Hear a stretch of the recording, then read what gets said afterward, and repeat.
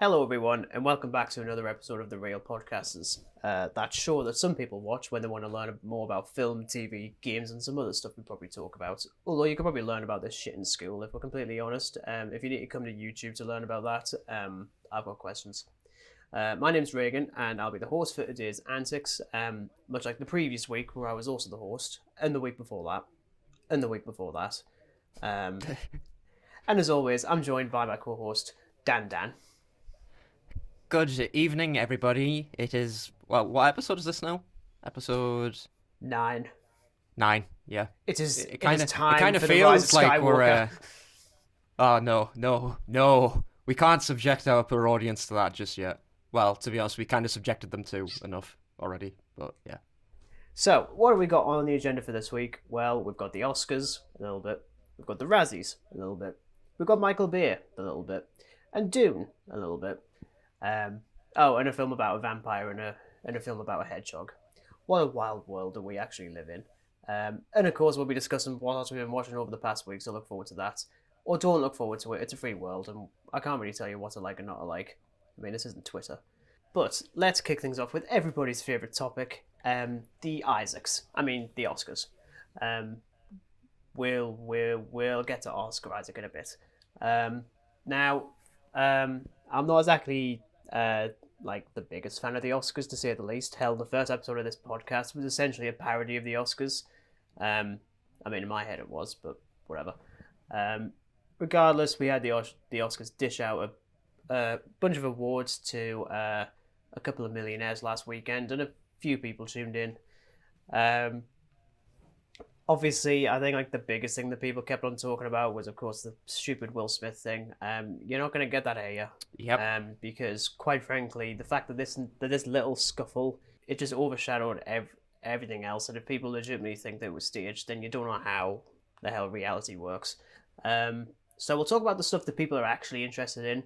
Namely, I really appreciate the fact that Dune got a lot of recognition. Won for Best Cinematography, Original Score, Sound, Editing, Visual Effects, and Production Design. Not Best Picture, that went to a film called Coda. I don't know if you've heard of that one, Dan. No, but I was very chuffed with Dune getting Best Score, though, because I had a listen to that the other day, and Zimmer did a great job with it. So, well done. That's all I can really say. Did you actually see Dune? I don't think you did you? No. And I'm going to have to watch it soon, obviously, with Dune 2 being in pre-production, so it's going to be watched soon. Yeah, though I'm not going to lie, I'm actually really annoyed that Encanto won Best Animated Feature, because that was just the obvious one to go with, and especially when the one that should have won was The Mitchells versus the Machines on Netflix, which I think was one of the awards I dished out in our first episode, actually. Was this? I think it was. Yeah, Maybe. It rings a bell. I think so. But that one definitely should have won. But there we go. Encanto's like the easy one to go for. The weird one though was that really patronising fan favourite award thing they brought in. I don't know if you know about that one. No, it's all new to me. I in all honesty, I don't really pay much attention to Oscar stuff. I don't either. I'll sort of see the highlights of it, but like in terms of like detail and stuff, like every single thing, I don't really. I just sort of pick the highlights, if that makes sense. Well, this one was done through Twitter, to try and bring in a few more of like the blockbuster popular movies that they wouldn't put in a category anyway. Because so what was this? Was this like a poll thing that like fans did to like select an award for a film or something, or essentially, the one that won fan favorite award was Army of the Dead. Oh, I don't know why. It was fine. And then yeah, that's bizarre. Okay, but then best fan moment. What do you think it was? Try and guess. I've got no clue, but I'm quite interested to hear now. The Flash reversing time in Zack Snyder's Justice League. Wow, really? And the irony of that winning, and then the very next year, Ezra Miller getting arrested. Wasn't very quick, was he? Or he was very quick. But who knows? But yeah, I just think it's a stupid thing to do anyway. Because, funnily enough, I think for the fan favorite one, the Army of the Dead one, I think they released like the top 5 films that were the like in consideration. Again, because through Twitter, Mm. anyone could put whatever they want. So I think in that top 5 was that stupid Cinderella thing that's on Amazon Prime, um, Oh, the Amazon original Cinderella. which apparently is hot garbage. I'm like, funny. That's funny. I wouldn't know because I haven't watched any of these Disney live action princess things Wasn't even yet. Disney. It's just like I think it's like what's classed as a jukebox musical. So I think it's just made from Oh, like pre-existing songs and stuff. I think that's how it works. I ugh. don't know actually. Yeah. But anyway, let's shift away from the Oscars because everyone should. To what's always been my preferred one, which is the Razzies. I always like that. Um, the one that won the most was Diana the Musical, which apparently is also a Netflix thing. Can't say I watched it. Don't even know what it is. No, same. I haven't heard of it until you said the Yeah, words. I mean the only Princess Diana thing that I saw last year, well, beyond Zack Snyder's Justice League, um, was I could just see you wincing there. Was Spencer, which was vastly superior. That Mhm. Space Jam sequel won worst sequel, prequel, ripoff, whatever. Um, although this is probably like a similar question I've given you before, Dan. Anyway, probably in the first episode. But what exactly would be your picks for the Razzies for last year? Okay, last year. Let's think. Would Hmm. you like us to give It's you a a tough hand? choice, but it's a tough one, and I think, well, you know what? I'm gonna come off and say I'm still sad that the Suicide Squad, I should probably answer, didn't get like anything at Mm. all. I'm kind of livid that it deserved something, like even a Razzie, it deserved something. Because I thought like King Shark was just a hilarious character. I thought he was so I'm relatable, trying to man. think if there was actually anything for the Suicide Squad in like any of them. I mean, I don't think so. Um, I don't think I so. think there was like this article somewhere that I read, and it said like how like the Suicide Squad didn't get like best like visual effects or something, and I could kind of relate to that because some of the effects are absolutely Oh yeah, superb. definitely. I mean, it's definitely pretty consistent there. You know, because everyone wants to see a gigantic evil starfish. I want nothing more in my life. If Oh yeah. I mean, in terms of the Razzies for me, easily still like worst picture. Absolutely, is still that stupid um Home Alone film that I said I was never going to mention again. Um, Oh, the Disney original yeah, one. Yeah. and probably for worst on-screen combo, I'm going to go with Tom Hardy and CGI hentai. That is literally what it is. Tom Hardy in CGI hentai. Let there be hentai. Oh goodness, that is that's comical. I have just made that film so much better. I mean, I'm never ever going to be able to watch that now because of you, and saying that I'm never ever going to be able to sit down and watch that without laughing. oh, how about this then? If that's the case, why don't you just don't watch it? Because it's actually a good film, despite your negativity towards it. You know, it'll be interesting if that film comes up in conversation again. It will. Spoilers. Um, Well, so far, well, the previous episode it was, and I'm pretty sure the previous episode before that mentioned it. yeah, you'd think I have like an unhealthy obsession with Yeah, I think you do, to Tom be Hardy and honest. hentai. Um, don't we all? Let's move on to a director who probably also enjoys hentai, Michael Bay, because all of his films are full of that. Now, this one is, um, this one I don't know if I can really class as news because this news would suggest it's something brand new, Hmm. something we didn't know, but this is just exactly what Michael Bay does. Um, So there was that new film that he released recently called Ambulance. I don't know if you've heard of that one. Yes, I know it's new. Haven't seen it. Hmm. No, I actually had it on the list to watch for one of these episodes a couple of weeks ago, and then I realized I've got better things to do with my life, if I'm completely honest. Like Morbius. um, but he decided to turn around in one interview and literally call out some of the visual effects in the film as being absolutely shit. Um, Well, I mean, first of all, I don't think you're the one that's doing the visual effects. Which even then, in his movies, they tend to be quite consistent anyway. If we're gonna go with positives of a Michael Bay film, but eh. And then he also freely admitted the main reason why he was meant to stop doing the Transformers movies after the third one was actually because Steven Spielberg told him to. yes, I saw that. Uh, Steven Spielberg told me to stop making Transformers films after the third one, and I was like, he should have just literally got you in a room and just slapped you silly. I would have liked to have seen that, to be honest. I mean, I'm pretty certain we all would like that. It probably would have made a better Transformers movie, to be honest. You know what it is? One day, I think it'd be quite interesting to discuss those movies. Especially considering that we've seen at least one. Oh Christ, yeah, we did. We did actually go and see Bumblebee, didn't we? I can remember that. Yes. Oh God, yeah, because we were doing bloody college work, and then after we finished early. We're like, okay, do you want to go and see Bumblebee?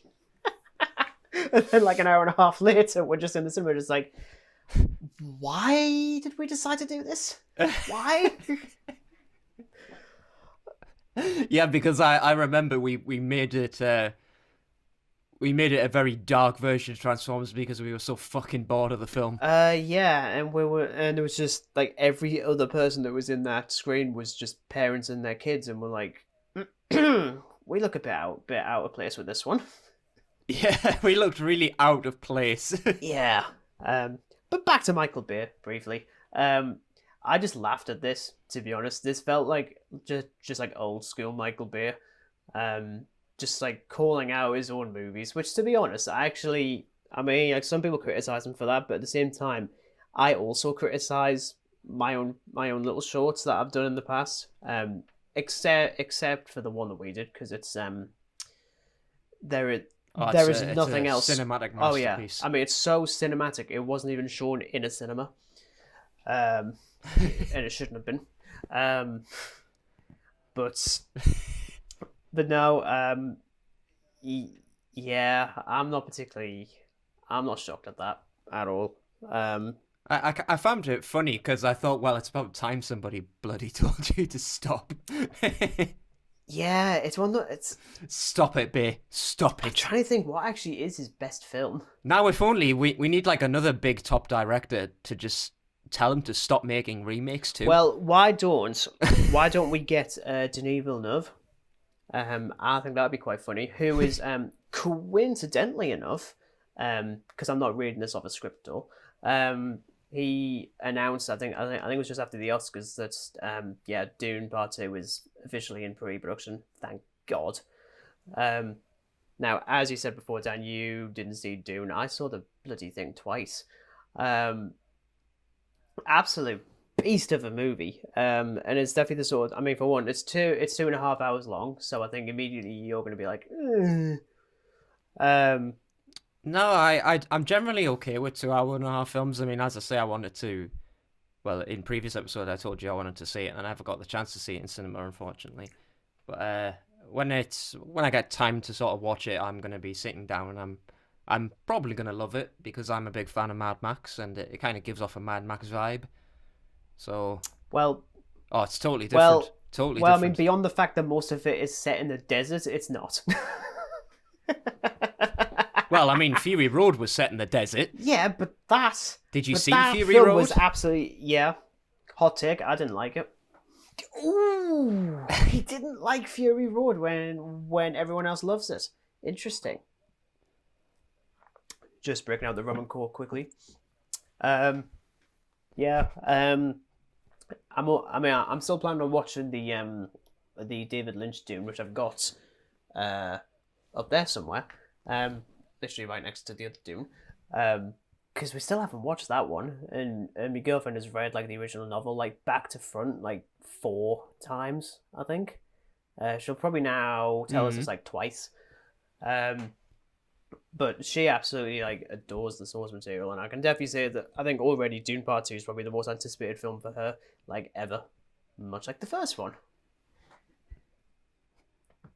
And the last little bit of news, we're definitely like just like jumping through these news stories about 3 times quicker than last week, which was like 40 minutes or something. This one is just very, very quick because I've got very little to say. The trailer for the next episode of Doctor Who's out, if anyone is interested. This one's got the Sea Devils, which I'm really interested in seeing. It's a shame about everything else. There's a flying pirate ship in it. There's a flying pirate ship in it, Dan. Just what I wanted. Anyway.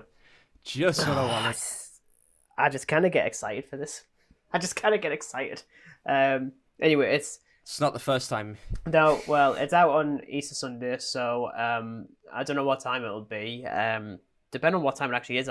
So is this? Would you say? Well, we can't really say. Would you assume that this is going to be like a special episode of Doctor Who, like you know how they do like a Christmas one? So with it falling on Easter Sunday. Yeah, basically. So it's this one, and then there's one more which will cross out the Jodie Whittaker era.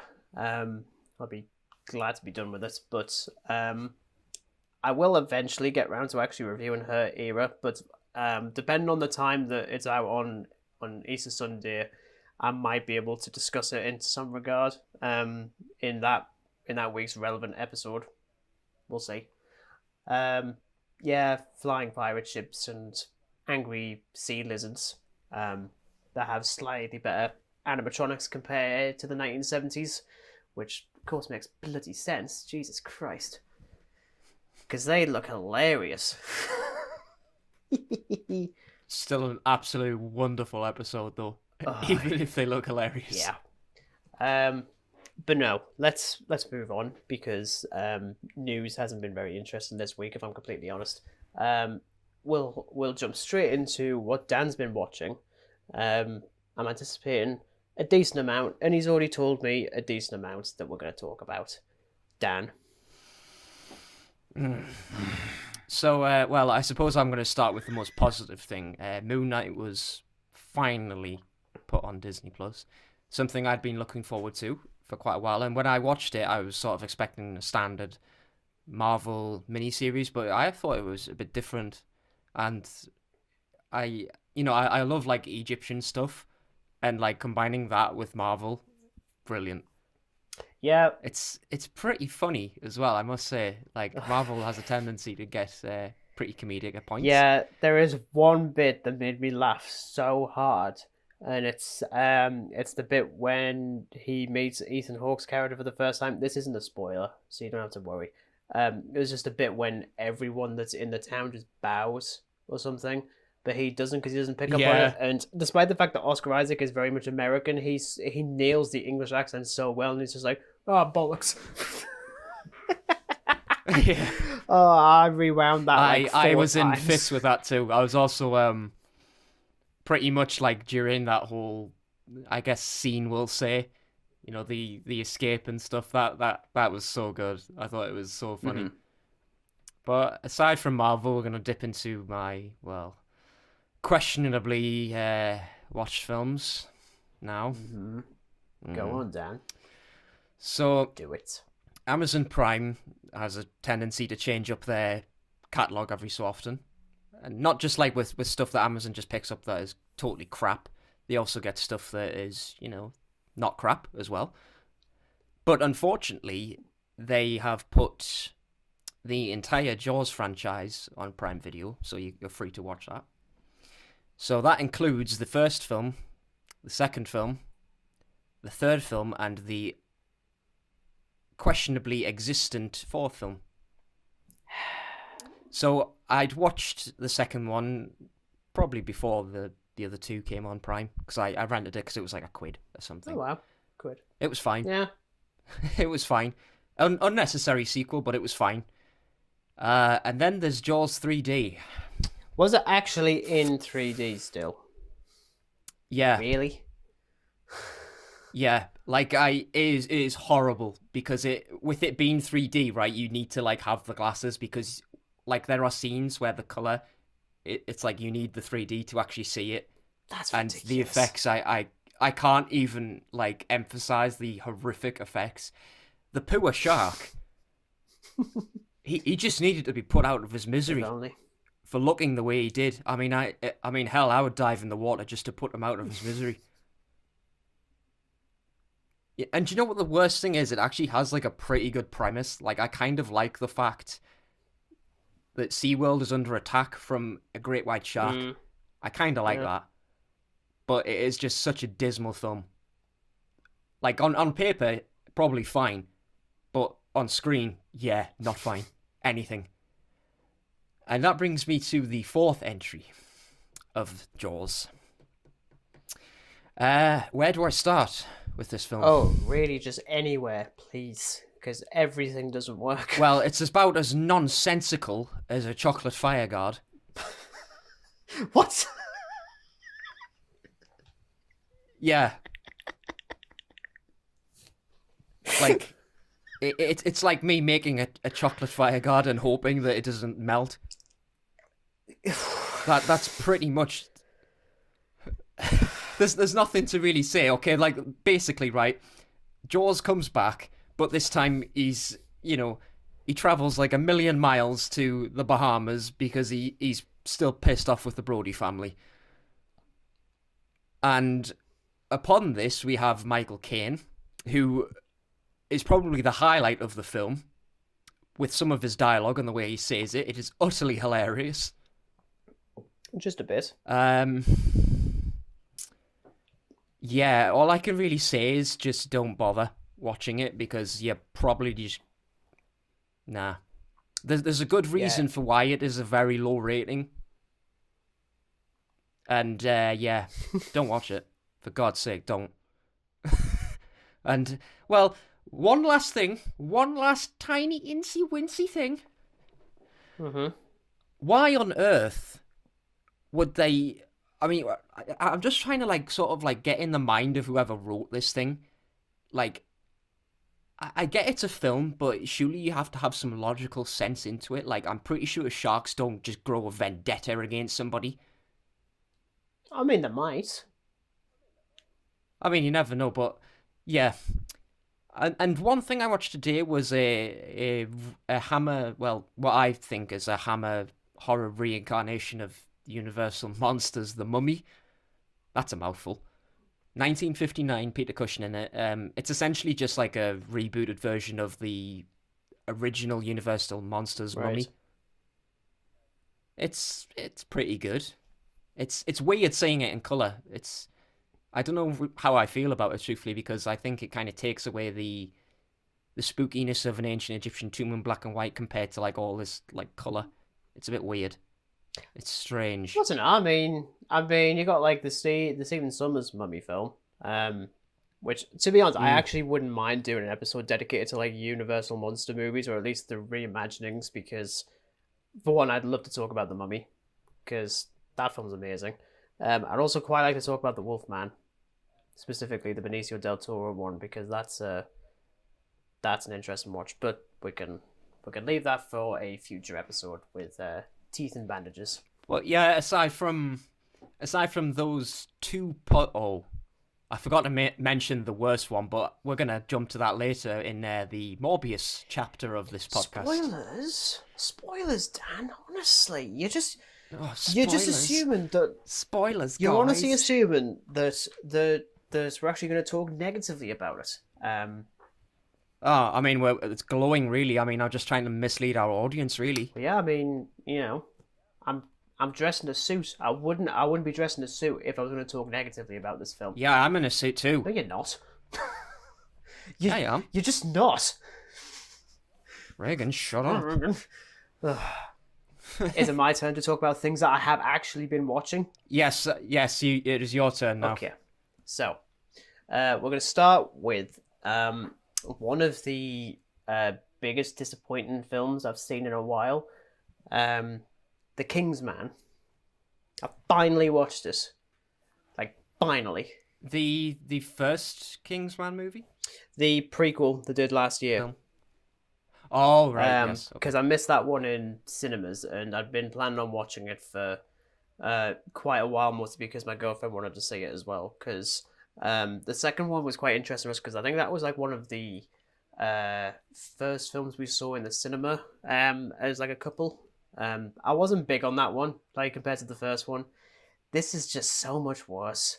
It's so annoying. Really? Yeah, it's because the problem is right. Well, there's a few, but at least those first two films, even the second one, as bad as that one is, it's still entertaining in its silliness.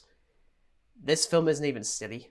It takes itself really seriously, and I think that's done as a bit of a disservice to it. Which I can understand why they're doing it because it's set in World War One. It's a fairly serious time. But then they're also quite happy to kind of shift around like the timeline and stuff and messing with what actually happened. I mean not like a massive it's still it still goes the way you'd expect.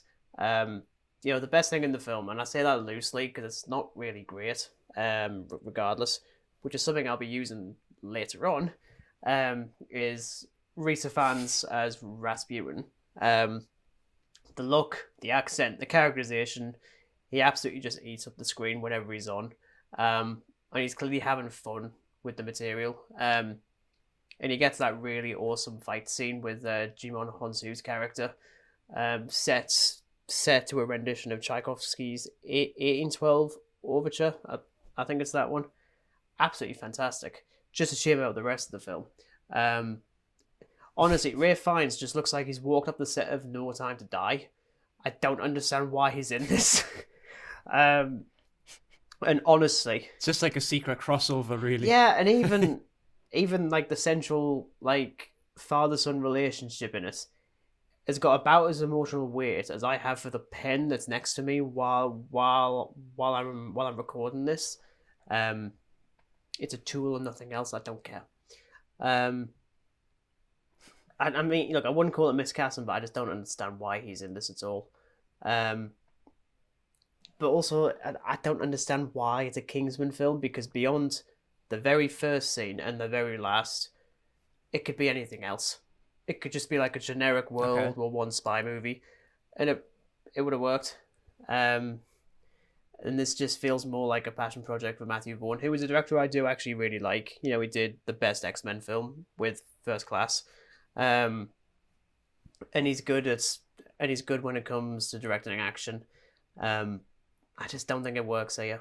And this is now a case where it's like this is only the third film. I don't think many people were asking for a prequel, really, for like two previous movies. But I think that's just the nature of like a prequel, really, because I wasn't big on that. In my mind, personally, why does it need a prequel? Why did Kingsman need a prequel? I mean, I saw the first one. I haven't seen the second one, and I thought it was fine. But I can't imagine a prequel to Kingsman would be very good anyway. I mean, some people probably like it, but as you said, you really didn't like it, so... It's definitely not the worst film I've seen all year, but it was definitely a disappointing one, especially even though I'd heard plenty of people say it wasn't very good, and I was like, well, I'll see. Also, the mid-credits scene just made me laugh. I'm happy to spoil it because it's on Disney+. Hitler's in it. Yeah. Though in the credits, he's credited as Mustached Man. Mustached Man. As if we wouldn't have known he was Hitler, even though literally seconds prior he said his name was Hitler. Like, how weird. But yeah, what else have I watched?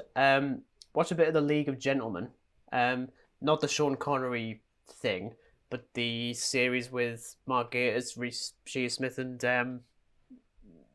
I forgot the other guy's name. Sorry.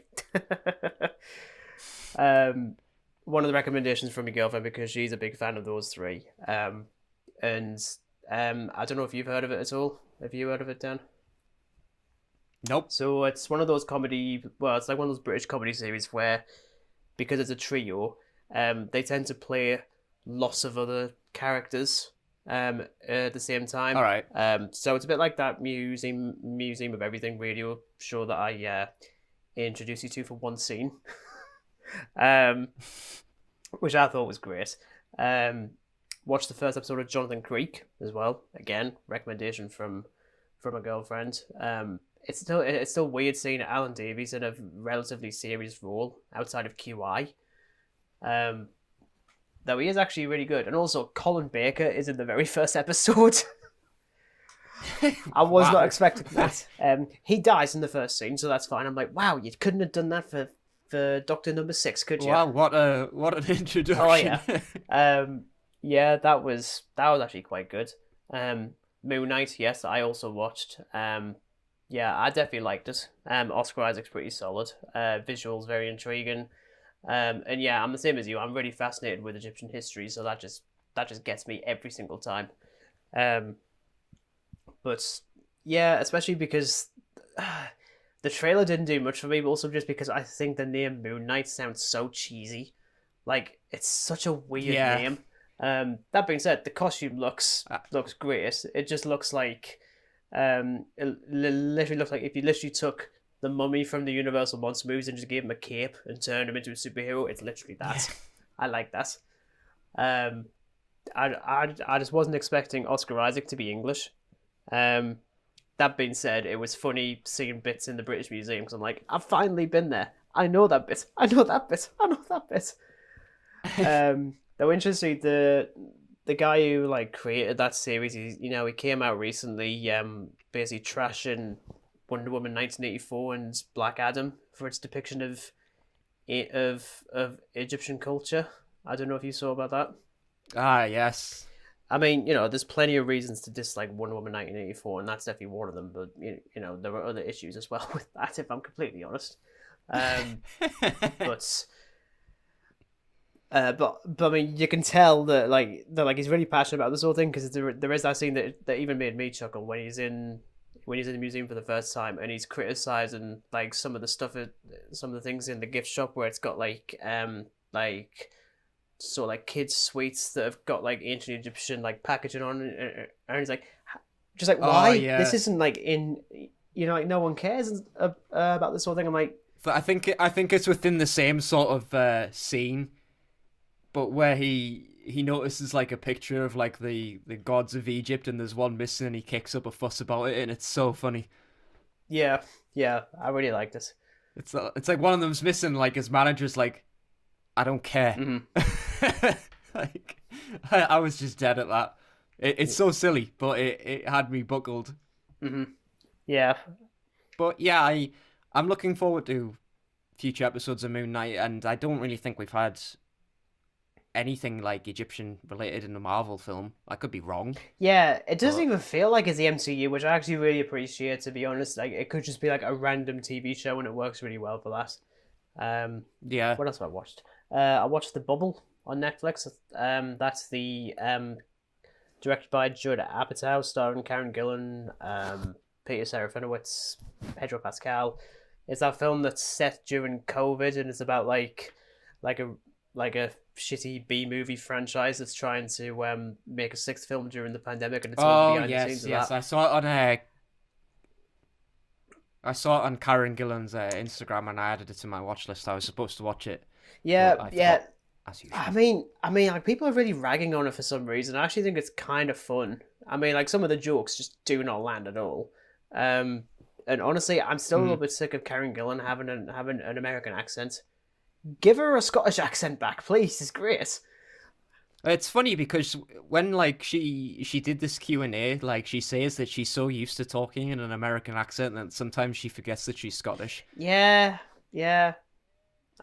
Which I can't really blame her considering, but it is so weird like when she comes on like a Q&A and she's like full-blown Scottish. It's like, you've been in that many American films, like it's weird to think you're Scottish sometimes.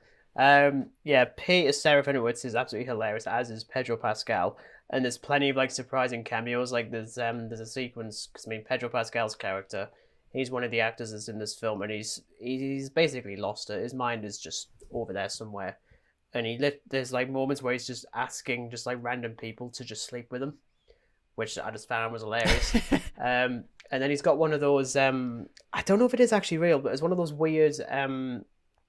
It's basically just like a full length mirror that's designed for people who do like workouts and yoga and stuff like that, and a screen comes on the mirror. Apparently, that is like an actual thing. Oh, right. Yeah. And I didn't pick up on this initially, and this little image of a yoga instructor talking to him. It's Daisy Ridley. I was like, oh, this is my word. This is a bit of a crossover, isn't it? Crisscross. Ray and Mando. The possibilities are ended already. But yeah, I thought it was pretty cute. And then yes, I've seen Morbius and Sonic the Hedgehog too. But I am going to talk about the surprise film that I decided to watch. Oh, here it comes. Now I'm looking forward to this bit. This is why I'm so eager.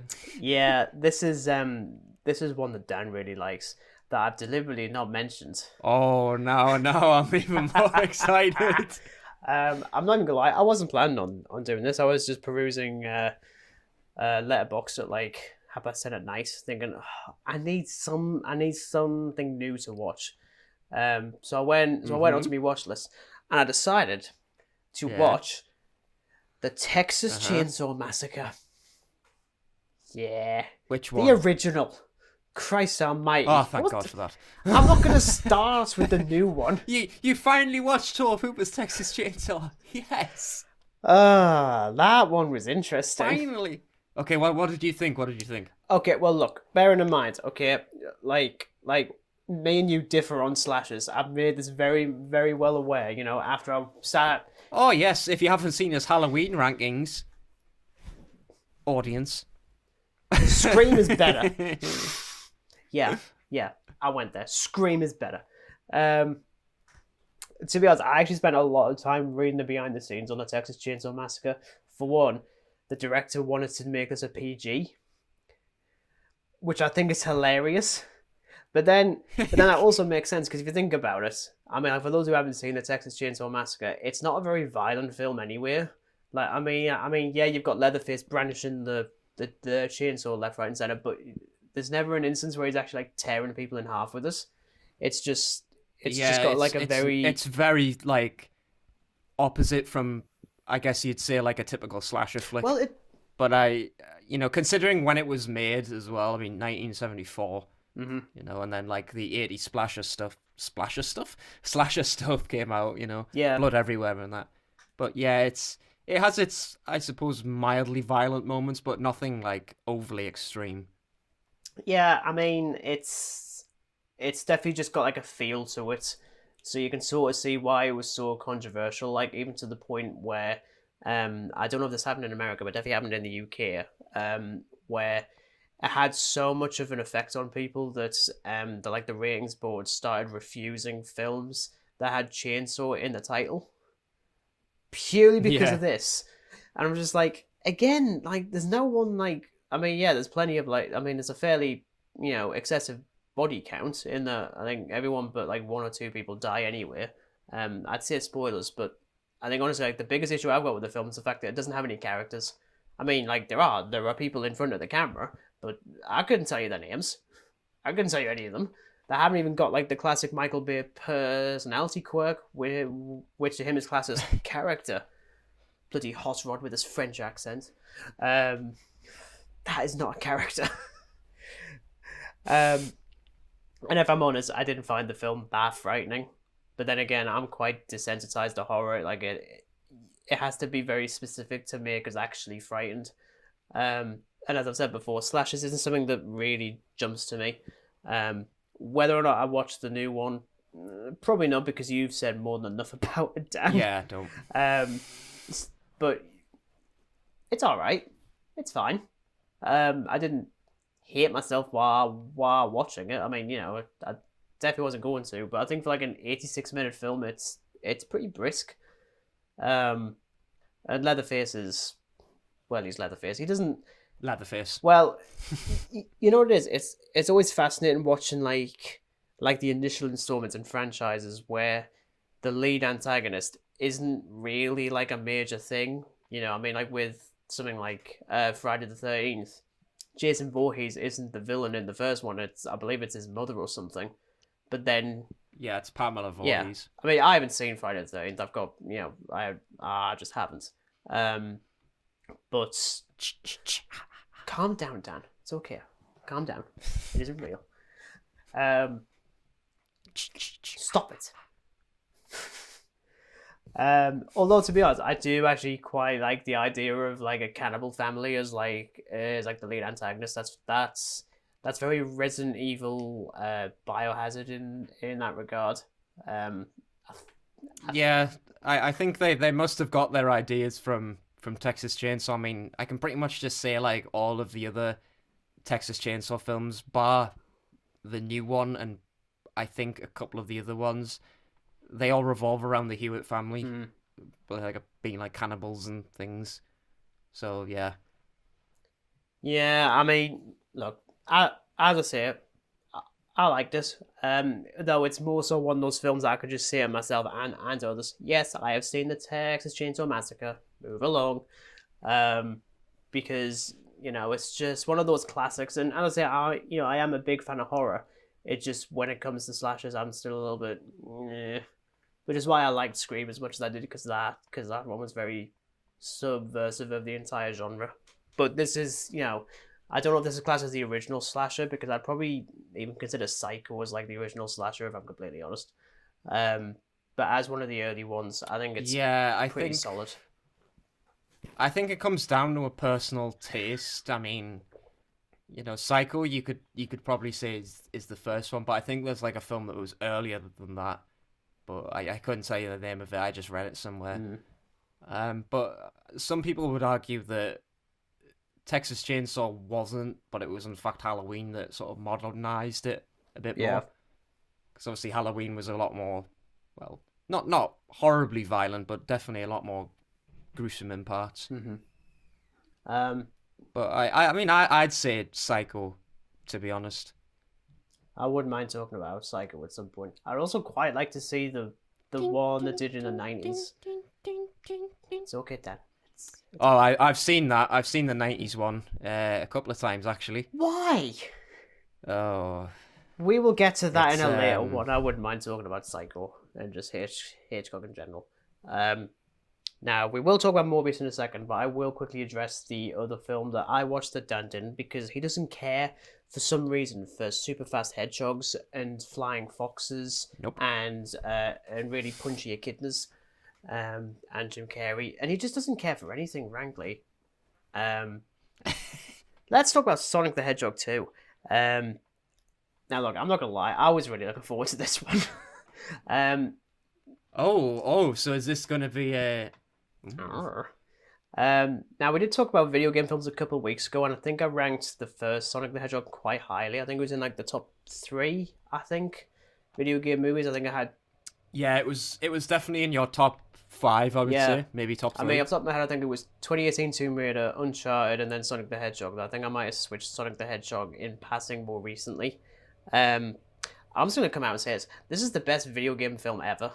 Like it really nails it.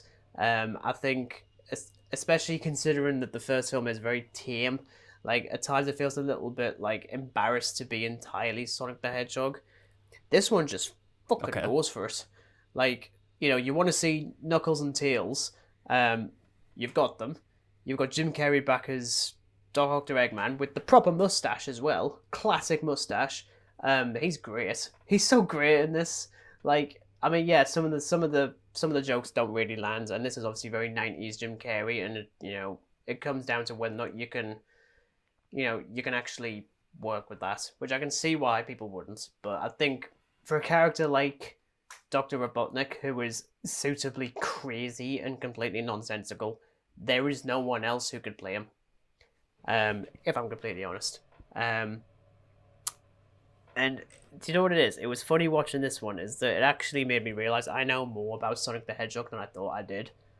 Like, there is literally a moment towards the end when he when Robotnik builds like a giant Dr. Eggman robot, and I was like, oh my god, I actually recognize that. I recognize that completely. A trip down memory Yeah, lane. and there's the bit in the trailers when Tails has the red biplane. I'm like, I swear that's like straight out the original franchise as well. I'm like, oh my god, I'm actually a fan of Sonic the Hedgehog.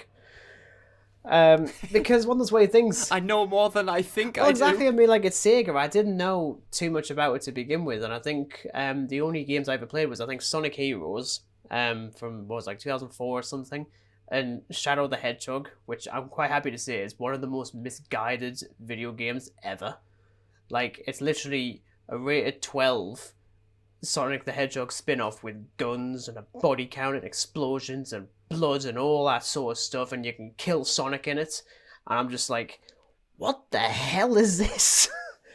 I mean, didn't get us wrong, it was Okay, fun for what it was.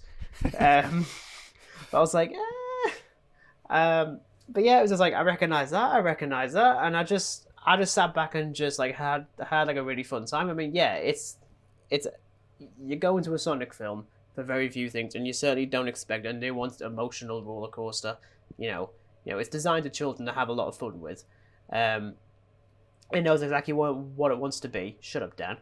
I'm not even saying anything. I'm watching you. What? I'm just making an emotional roller coaster gesture. Oh, is that what it's? Oh, right. Okay, sorry. I'm just kind of assuming here. But yeah, look, if you're the sort of person who's going to criticize how silly the film is, or there was that one guy who claimed that he wished there was more of a focus on the humans, I'm like, what the hell are you on about? Like, it's literally called Sonic the Hedgehog. The focus should be on him, and I'm just really not glad human the Hedgehog. Yeah, exactly. As good an actor as James Marsden is, I'm not here for him. I'm here for the little blue hedgehog. Yes, exactly. And I'll be totally honest. I actually got really excited at the mid-credits scene because it does it really well. Where it's like, okay, let's tease what's coming next, and it's actually something you actually want to see. No spoilers because film's only been out a couple of days. We will talk spoilers about the other film because I couldn't give a shit. Which is that. But yeah, even I got excited for it, and I'm looking forward to it. I'm just happy that it is actually good. Some people are a bit mixed on it, but honestly, for what the film is, it works absolutely fine. I think it's a good movie, and we actually have now the definitive best video game film ever, Sonic the Hedgehog 2. Maybe Sonic the Hedgehog 3 when that rolls around in 2 years. Fingers crossed, don't fuck up Sonic the Hedgehog 3. But I'm just going to sip my rum and coke. I'm going to take a swig of my drink as well. I'm going to sip it again. Because I think we're going to need it. Okay. Right. Let's talk about this thing. Right. Morbius. I'm going to talk a little bit about the history of the character for me first before we get into this disease of a movie. Is that class as a spoiler? Nah, it's fine. So no. As like a comic book reader, I don't read that many, so I've never read anything with Morbius in it. My initial impressions of the character actually came from the video game adaptation of Spider-Man 3. That's nobody's favorite superhero game. I mean, it certainly isn't mine. But I actually quite liked the character in Morbius, and that it was actually quite creepy. That being said, he's not the focus, so there isn't much development needed. Plus, he's a villain, so you wouldn't usually. So, with the announcement of a film centered exclusively on him, I wasn't expecting much, and especially after Jared Leto was confirmed to be playing him.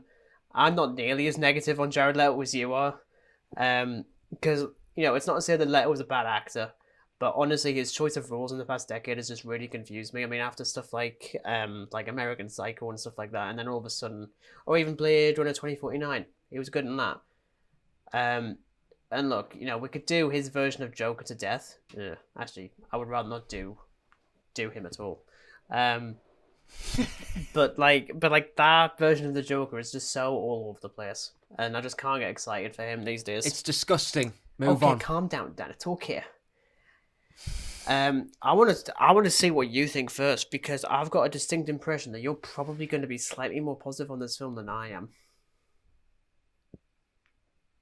Are you sure?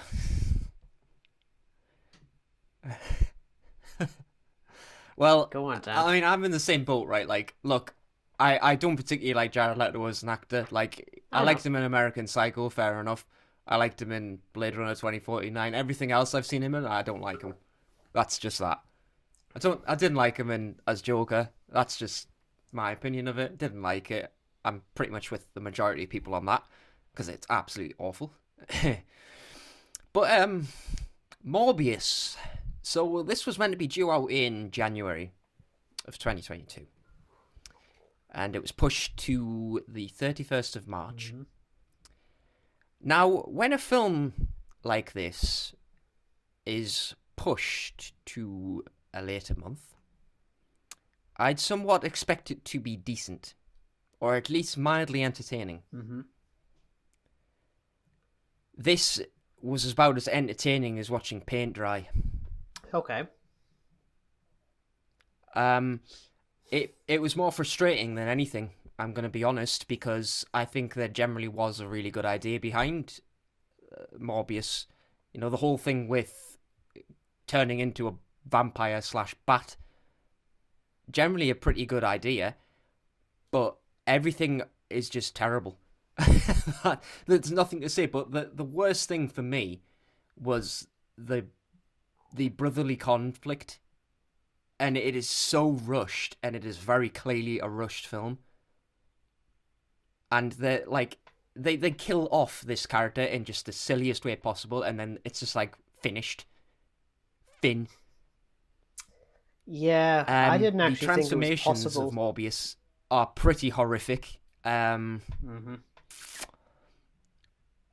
The CG is just very up and down at times. It is pretty awful. I'm not even gonna lie. I've seen better vampire transformations in lower budget films, so I don't know what their excuse is for that, because it just looks absolutely terrible. Matt Smith, I feel sorry for. He didn't deserve such a grueling piece of poo of a film.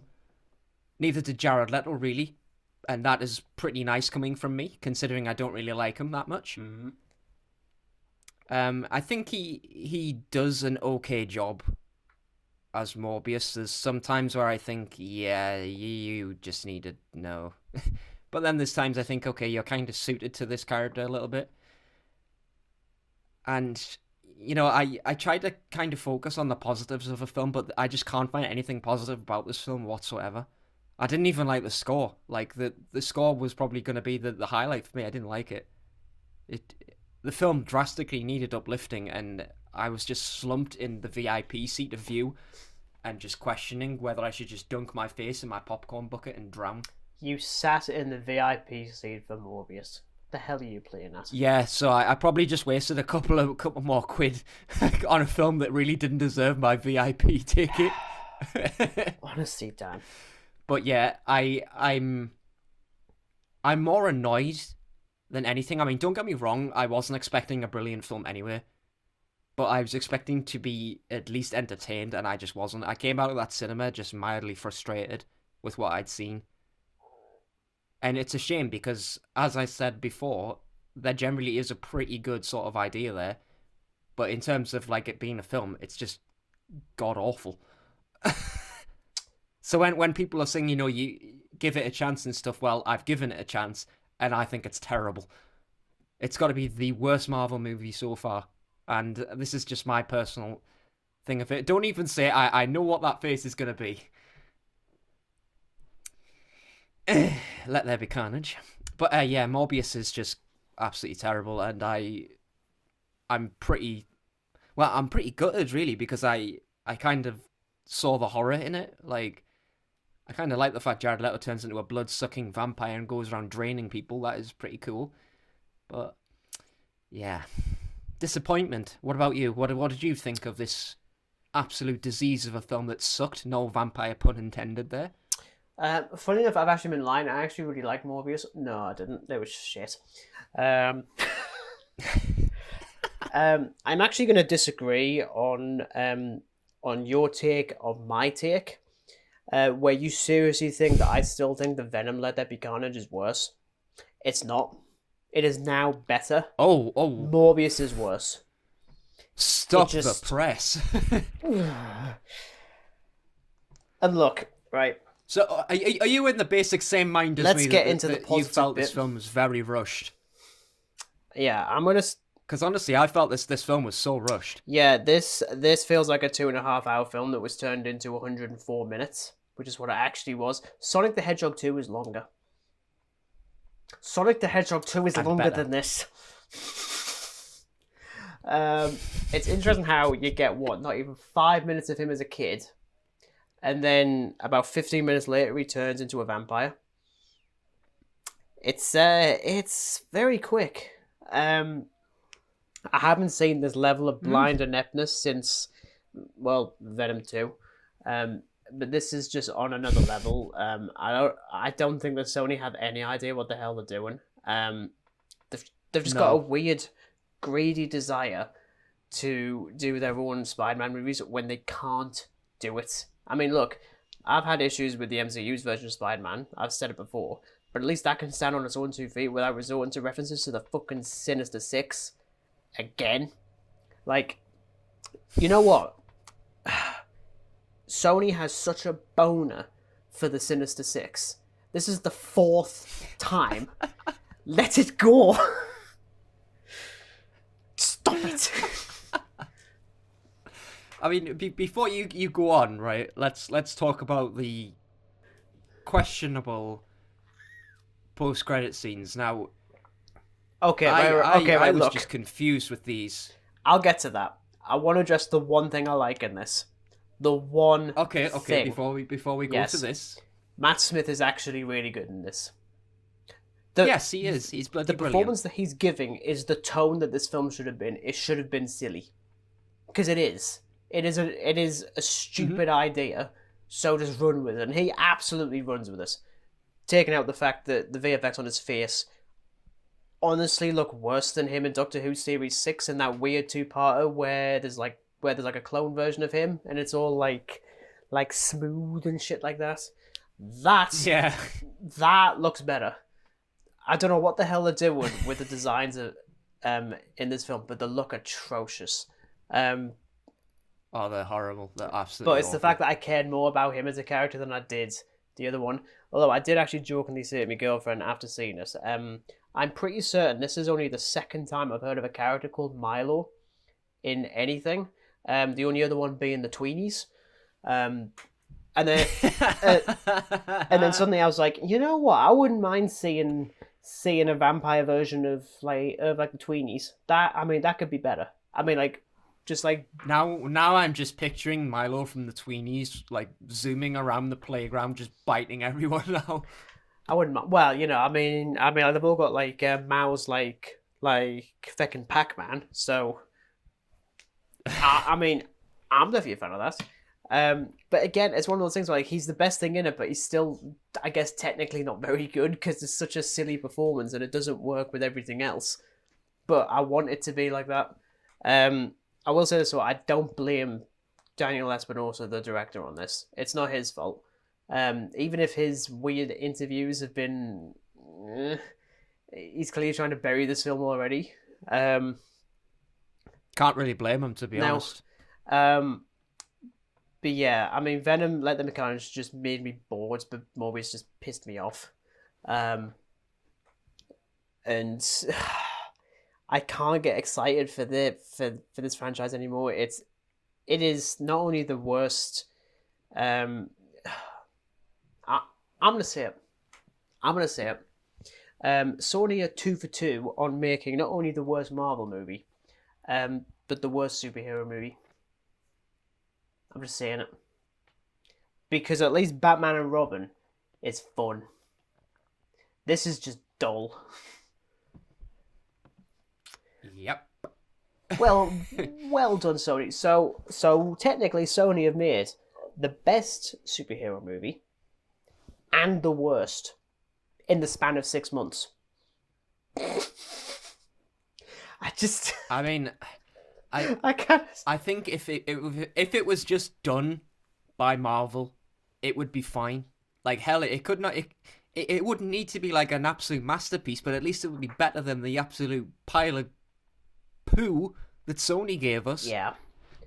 I mean, for goodness sake, at least the VFX would be good. I mean, in theory. But yeah, we will get... Okay, so usually when it comes to like a new movie, like I did with Sonic the Hedgehog 2, I wouldn't do spoilers. But honestly, who the hell gives a shit about this film? Okay? Especially considering that, like even last week we were talking about the rumours that a lot of the film had been rejiggled around and stuff.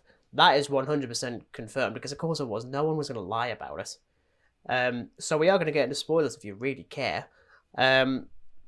So obviously in the trailers, Michael Keaton's in it, which I thought was quite interesting. Yep. He is not in this film, like, at all, bar the 2 mid-credit scenes. No, he's not. What? Now, what is that And phrase? they are don't utterly even make nonsensical. any fucking sense. I have questions, and I'm sure you have questions as well, Dan. Oh yeah, I do. Okay, first of all, Dan. First of all,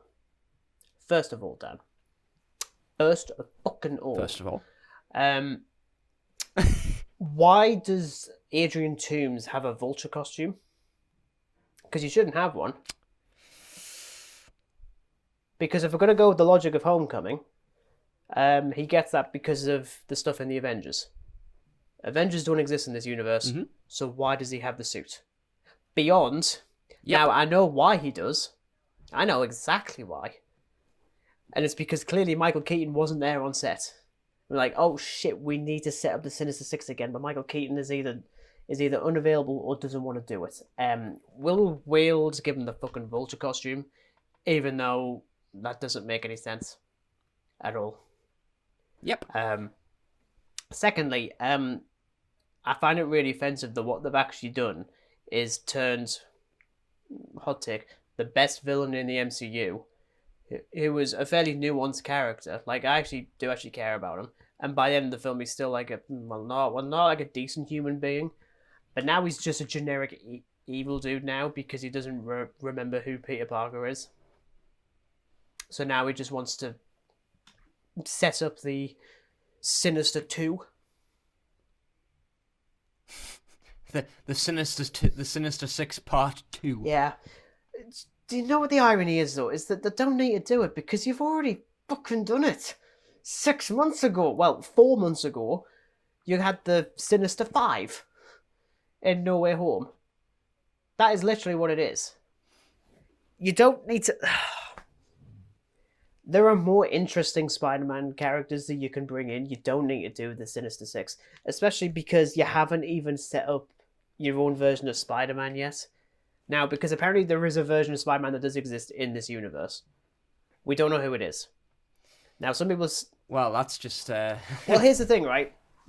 There's some people who think it's the Amazing Spider-Man one, because apparently... I mean, I didn't see this. Apparently, the Oscorp Tower that's in the Amazing Spider-Man is somewhere in one of the many establishment shots of New York. First of all, I'm sick of New York. Can we just move to a different American city, please? Set us in fucking Boston or something. I'd like that. Minimal skyscrapers. So, it could be that, but then that wouldn't make any sense, because no one recognizes Spider-Man as a character. So already I'm thinking, okay, why don't you just do Miles Morales in this universe then? That... I'd welcome that. Well, I wouldn't, because I'm sick of this fucking universe. Kill it! Well, considering what this film is, yeah, I think this universe just needs to be put in a grave and just forgotten about. But do you know what? The thing that really, really, really, really, really, really, really, really, really annoyed me with this wasn't actually the film itself, was just these really nonsensical post-credit scenes, as I've said like twice now. Like, Vulture appears in a cell, has no idea how he's got there, like... He's... What the hell? He's so level-headed about it as well. It's just like, oh, Yeah. oh, okay, cool. It's like, what?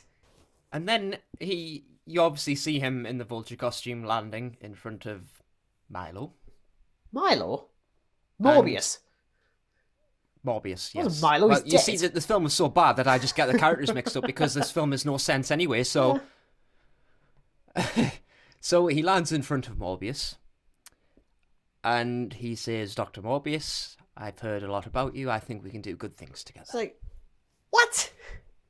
Um, what? Yeah, it just doesn't work.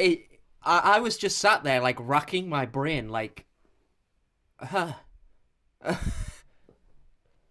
like it's so confusing. I just, what are you doing, Sony? Stop it.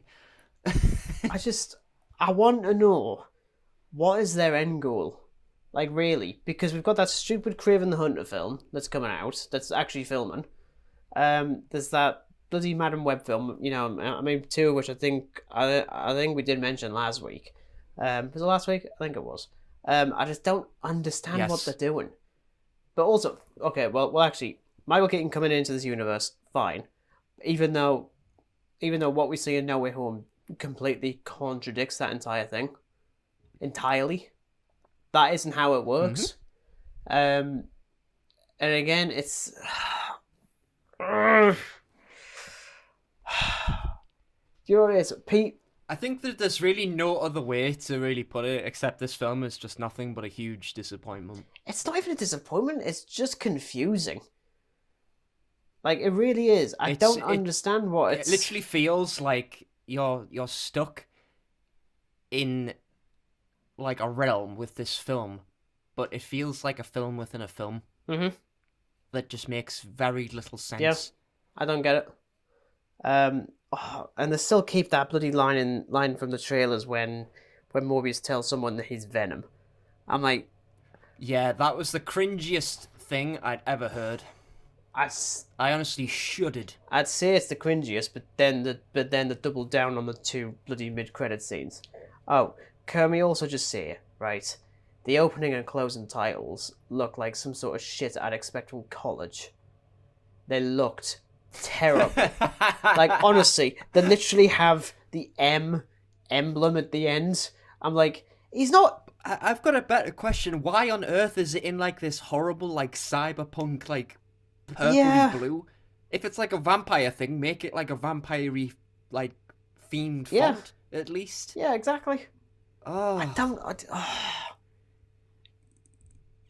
It's just mind-racking. Like, it's so confusing. What is Sony's goal with this film? Well, I can tell you what their goal was. It was to apparently make a film this bloody shit. Confusing. I don't get it. I don't get it anymore. Yeah. I mean, look, I think this is a film that, like, I'm probably going to end up rewatching, and it's just going to get worse every time I watch it. If I rewatch anything, it's going to be random clips on YouTube. I'm definitely not getting the Blu-ray. Hell no. I'm not supporting this film. Right? I saw this shit for free with me bloody Limitless thing. That's it. I'm never watching this film again. I don't have to. I think the film is absolute garbage. I don't get it. I don't get it. It's so laughably bad, but it's not laughable. Like, it's not funny at any point. It's not. I'm not saying, oh, well, if it's not funny, then it isn't good. I'm not saying that, but this needed to be sillier. This needed to have a sense of fun, and it just doesn't have that. Even with Matt Smith doing his absolute best, because he can clearly see that the script is shit and the film is shit. So he's just working with whatever he can to try and elevate it. And yeah, it does actually work in places. And first of all, thank God he actually keeps his bloody English accent. Because if he had American, I would have cried. Oh, yeah. Though it does look like he just walking off the set of Doctor Who.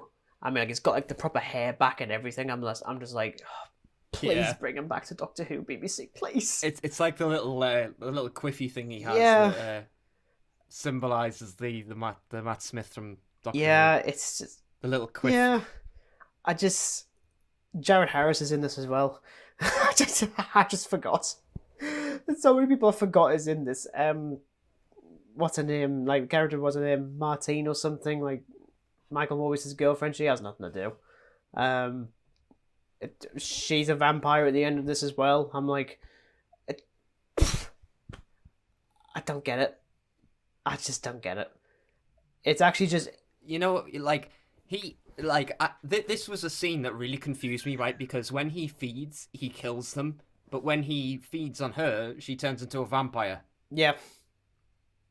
So what did you just not drain her entirely? So you just infected her with one of your little fangs? Yeah, I mean, I was so confused. First of all, they do that thing where they just make every single one of his teeth fangs. I'm not saying, woman has to be 2 fangs, but it just looks weird whenever it's. I mean, like even Supernatural. Do you know what it is? It does doesn't even look like a vampire. It just looks like a very bad CGI gargoyle. Yeah, literally. Literally. This is literally gargoyle. just a more human-looking version of Venom, but worse. And gravely, he doesn't have a voice in his head. I actually would have checked out pretty quickly there if he did do that. Now, you know what it is actually. You know what? Maybe frustrating isn't it? It isn't the one word to describe this. I actually think it's exhausting, because even talking about it now is exhausting. I just stop with the Sinister Six. Stop having a boner for that, Sony. Just, I don't care how much it costs. Just give everything back to. I can't believe I'm saying this. Give everything back to Disney. Give it to Disney now. Because honestly, no one was asking for a Morbius-centered film. I was asking for a film to have Morbius in it. I'd love to see that. I don't need him to be the lead. Didn't ask for a film centered around him. I don't need him to be an anti-hero. I mean, yeah, fair enough, he is kind of that in the comics, but this isn't how you do it. This isn't. They're going to do the same with Kraven the Hunter, who was a straight-up villain. They're going to make him an anti-hero again. Madam Web, I don't know much about her anyway. I think she's classed as a hero anyway. I don't know. I think we can clock off there when it comes to Morbius, because I've got nothing else. As you can probably tell, I'm highly recommending you watch it, and fucking Morbius. So that's the videos for this week. I'd say thank you for listening, but we've just been talking hot garbage about a shitty Marvel movie. It happens. Better than us talking shitty about bloody DC a couple of weeks ago, so we are on a roll. So yeah, like, share, subscribe, all that crap. Next week, you'll hear me talking about Fantastic Beasts 3, because that's out on Friday. Yay! Ising, are you actually a fan of Harry Potter? I'm not actually sure if you are or not. You know what? The Harry Potter films are fine, but Fantastic Beasts can go suck a celery stick. That's actually a bit rude, to be honest. That is a bit rude, Dan. It's a bit rude. Because I absolutely hate those films. They are just so boring. We will get to my thoughts on that next week. When I've sat through this film, more than likely I'll end up talking about J.K. Rowling in some regard, because she just doesn't stop, does she? Stupid fucking cow. Wow. We are not getting political, Dan. We are not getting political. No. Absolutely not. Yeah, you're going to need to edit this a bit. But yes, look forward to that next week, and probably some other shit that we've been watching. Though, by default, it's going to be better than Morbius. Because if Fantastic Beasts is worse than Morbius, oh my god. I don't think it is, and considering I'm not a fan of it, I can pretty much assure you that nothing is going to be as bad as Morbius, but I suppose that only time will tell. Yeah, we'll see. So look forward to that next week. But yes, thank you for listening, and we will catch you, next week. Thanks, everyone. Goodbye.